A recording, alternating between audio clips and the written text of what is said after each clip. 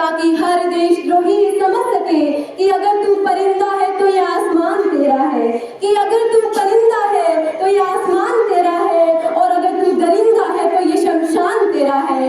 भाईचारे से रहना है तो रह इस मिट्टी पे, वरना ये कब्र भी तेरी और ये कब्रिस्तान भी तेरा है, वरना ये कब्र भी तेरी और ये कब्रिस्तान भी तेरा है। वास्तव में माननीय, हम एक ऐसे समाज में जीते हैं जहां पत्थर की मूरत को लगते हैं 56 भोग और भूखे नंगे तड़पते सो जाते हैं लोग। मजदूर को मजदूर समझिए, मजबूर नहीं। गरीब को काम दीजिए, दान नहीं। और अगर दान देने के इच्छुक है तो जीते जी रक्तदान दीजिए, और मरने के बाद अंगदान देकर किसी मरते हुए को जीवन दान दीजिए। यही सच्ची देशभक्ति और यही सच्चा राष्ट्रीय प्रेम है।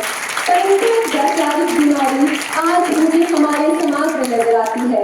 कहा जाता है हम विश्व के सबसे बड़े लोकतंत्र हैं, जहां हिंदू पैदा होता है, मुस्लिम, सिख और ईसाई भी पैदा होता है, लेकिन बदकिस्मती से आज इंसान पैदा नहीं होता। और मेरे विचारों में ना हिंदू की जरूरत है ना मुसलमान की जरूरत है, क्योंकि राष्ट्र निर्माण में केवल सच्चे इंसान की जरूरत है। और सोच कर देखिए कि ये पेड़ पौधे और शाखाएं भी परेशान हो जाएं, कि ये पेड़ पौधे और शाखाएं भी परेशान हो जाएं अगर परिंदे भी हिंदू और मुसलमान हो जाएं, अगर परिंदे भी हिंदू और मुसलमान हो जाएं। मेरे विचारों में हमारा राष्ट्र निर्माण तब संभव होगा जब इस देश में महिलाओं की पूजा नहीं, उनकी इज्जत की जाएगी। राष्ट्र निर्माण तब संभव होगा जब स्वच्छता अभियान में केवल सरकार नहीं बल्कि सड़क में चलने वाला हर एक नागरिक हाथ बटाएगा। और असल मायने में हमारा राष्ट्र निर्माण तब संभव होगा जब एक गरीब बच्चा मध्याह्न भोजन के लिए नहीं बल्कि ज्ञान अर्जन के लिए सरकारी स्कूल की चौखट पर कदम रखेगा। और आज मुझे निराशा के साथ कहना पड़ रहा है कि हमारा राष्ट्र निर्माण तब तक संभव नहीं हो सकता जब तक एक व्यक्ति नैतिक रूप से दीन, चारित्रिक रूप से भ्रष्ट, मानसिक रूप से दिवालिया, धार्मिक रूप से अंधा, राजनीतिक रूप से गंदा और स्वैच्छिक माल्य मूल्य के आंकड़ों में चिन्ह सिंध पैगंद हमारे अखंड भारत को खंड खंड करता रहेगा। तब तक ये राष्ट्र निर्माण संभव नहीं होगा। बड़ी बड़ी बातें नहीं, छोटी छोटी कोशिशें करनी होंगी, क्योंकि ठोकरें पहाड़ों से नहीं पत्थरों से लगा करती हैं। I being an Indian, I being a student, I being a daughter of the motherland, and we're proud to be an Indian, we're proud to be an Indian।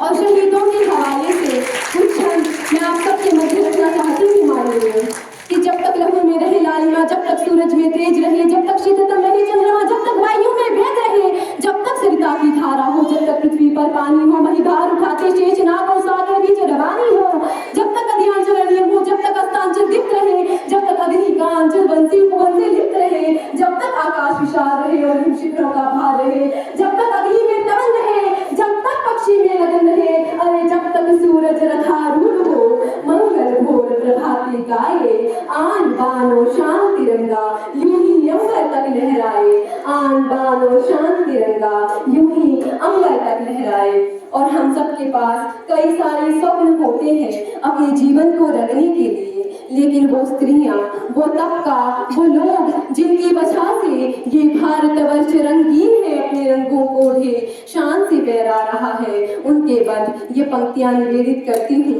कि रंग रहे रंगरेज अपने ढंग से आंचल कहीं पर, पन के दीपक पल रहे हैं आंख के काजल कहीं पर, पन के दीपक पल रहे हैं आंख के काजल कहीं पर। और रात्रि को, उस रात्रि को सौदामिनी रंग रही है कुछ चमक कर, दिन मान को भी रश्मियां यह रंग रही है कुछ दमक कर, यह रंग रही है कुछ दमक कर। और भक्ति को श्रद्धा को केवल, भक्ति को श्रद्धा को केवल भाव गंगा रंग रही है। और वीरांगनाएं सिंदूर देकर वो तिरंगा रंग रही है, वीरांगनाएं सिंदूर देकर वो तिरंगा रंग रही है।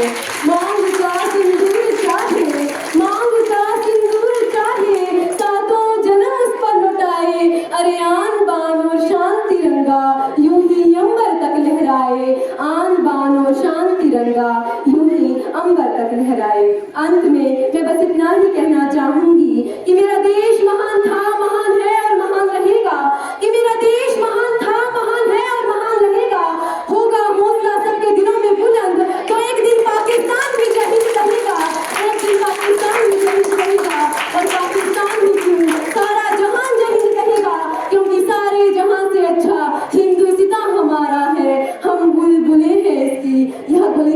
हमारा है, यह गुलिस्तान हमारा है। धन्यवाद। जय हिंद, जय भारत।